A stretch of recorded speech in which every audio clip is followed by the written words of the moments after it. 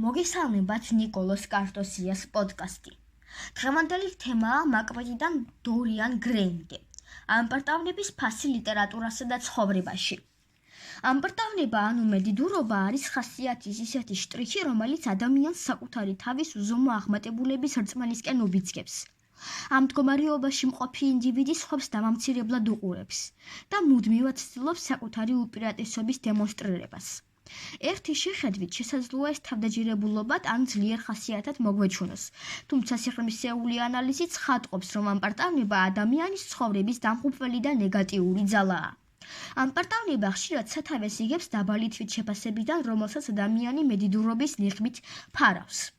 ამპარტავანი პიროვნება უარს ამბობს სხვების მოსვენაზე, რადგან საკუთარ აზრს ერთადერთ ჭეშმარიტებად მიიჩნევს. ის ვერ იტანს კრიტიკას და წარუმატებლობის შემთხვევაში პასუხისმგებლობას ყოველთვის სხვას აკისრებს. ის არასდროს აღიარებს შეცდომას, რადგან ეს მის მიერ შექმნილ უძლეველ იმიჯს საფრთხეს შეუქმნის. ამპარტავნება დამღუპელია რამდენიმე ასპექტით. პირველი, ურთიერთობების რღვევა. ამპარტავნება იწვევს სხვების გარიყვას. მედიდური ადამიანი ხშირად ამცირებს და შეურაცხყოფს გარშემო მყოფებს, რაც საბოლოოდ იწვევს მეგობრების, ოჯახის წევრებისა თუ კოლეგების განდგომას. მარტოობა ხდება მისი ხვედრი, რადგან ნამდვილ, გულწრფელ სიყვარულს და მეგობრობას დამცინავი და ქედმახლური დამოკიდებულება ანგრევს. მეორე, პიროვნული სტაგნაცია. თუ ადამიანს ჰგონია, რომ ყველაფერი იცის და უკვე სრულყოფილია, ის წყვეტს განვითარებას. ამპარტავნება ხურავს სწავლისა და ზრდის კარს.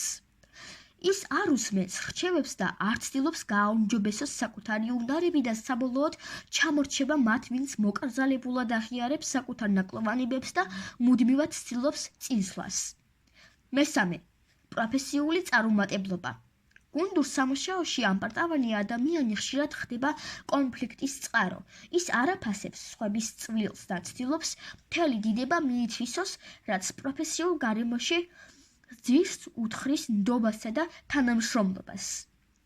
ამასთან ის რისკავს არასწორი გადაწყვეტილებების მიღებას, რადგან არავის რჩევას არ ითვალისწინებს.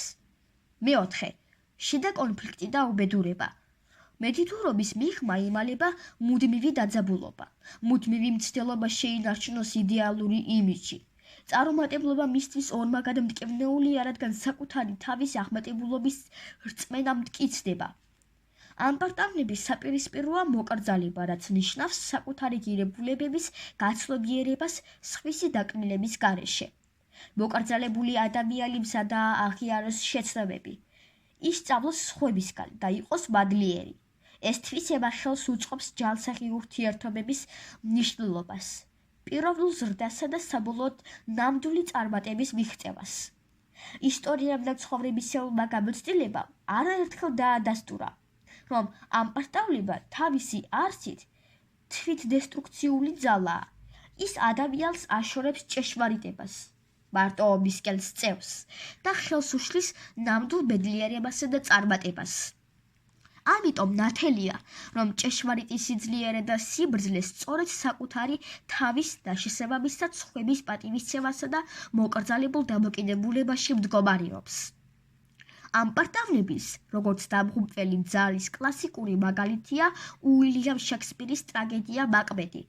ამპარტავლების საწყისი არის უზომო ამბიცია.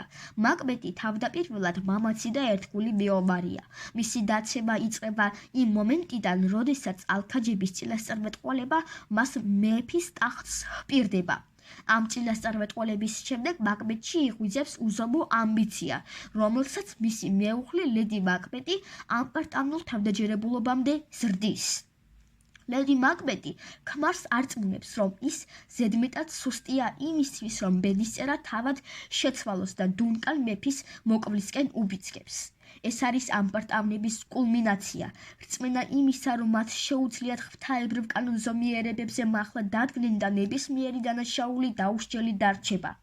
მას შემდეგ, რაც მაკბეტი უკანონოდ დაეუფლება ტახტს, მისი ამპარტავნება მანიად იქცევა.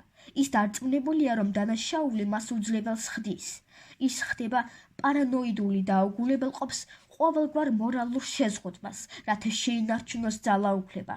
ის კლავს მეგობრებს, რადგან მის ტახტს საფრთხე მიიჩნევს. ის კვლავ მიმართავს ალქაჯებს, რომლებიც ამპარტავნულად არწმუნებენ, რომ მას ვერავინ დაამარცხებს, ვინც ქალისგან შობილია და რომ ის დაცემას არ იხილავს, სანამ ბირნამის ტყე დუნსინეინის სასახლეს არ მიუახლოვდება. მაკბეტი ამ წინასწარმეტყველების გამო საკუთარ თავს ხელშეუხებლად მიიჩნევს. ეს არის ჰიბრისი, ანუ უზომო ამპარტავნება, რომელიც ღმერთების გამოწვევას უტოლდება. ამ გრძნობამ ის სიფრთხილისგან და უსაფრთხოების ზომებისგან გაათავისუფლა, თუმცა ბედისწერა მის დამცინავ ამპარტავნებას პასუხობს. პირველი, ბირმანის ტყე. მტრის ჯარი თავს იფარავს მოჭრილი ხეებით, რითაც სიმულაციას ქმნის თითქოს მთელი ტყე მიუახლოვდა სასახლეს. მეორე, ქალისგან არშობილი. მაკდუფი, რომელმაც მაკბეტი დაამარცხა და მოკლა, იყო საკეისრო კვეთით დაბადებული, რითაც ტექნიკურად ქალისგან არშობილად ითვლება. მაკბეტის ტრაგედია არის ნათელი მაგალითი იმისა, თუ როგორ აქცევს ამპარტავნული ამბიცია გმირს მონსტრად, ართმევს მას გალშის ულარს და საბოლოოდ ფიზიკურ და მორალურ განადგურებამდე მიჰყავს. ამპარტავნების ერთ-ერთი ფორმაა ესთეტიკური მედიდურობა. ოსკარ უაილდის რომანში დორიან გრეის პორტრეტი ამპარტავნებას სხვა ფორმას იღებს. ეს არის ესთეტიკური ეგოიზმი და უკრავების ამპარტავნული სურვილი.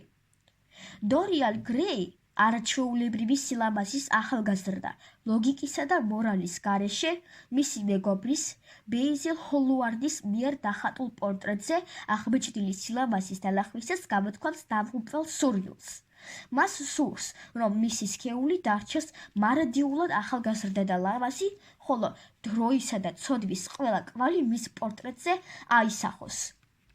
ეს სურვილი სწორედ ამპარტავნების კლასიკური გამოვლინებაა.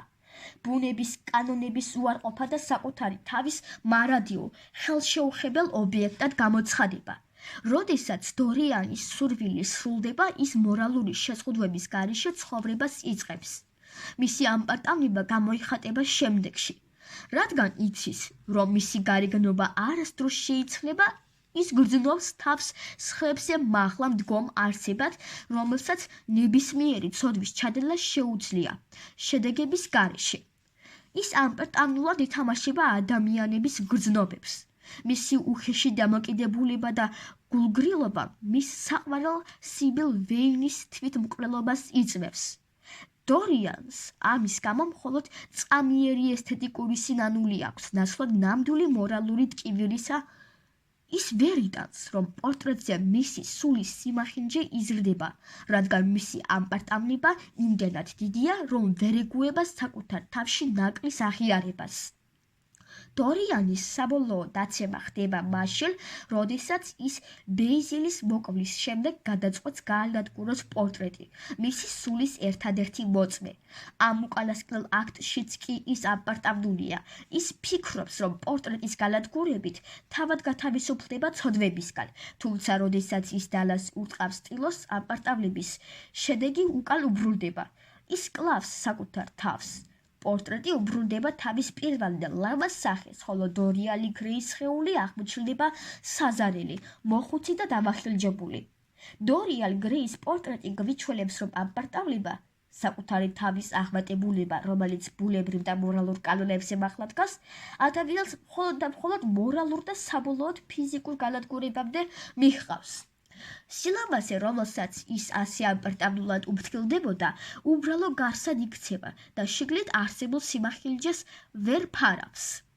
ახლა კი დაგემშვიდობებით. მომავალ პოდკასტამდე.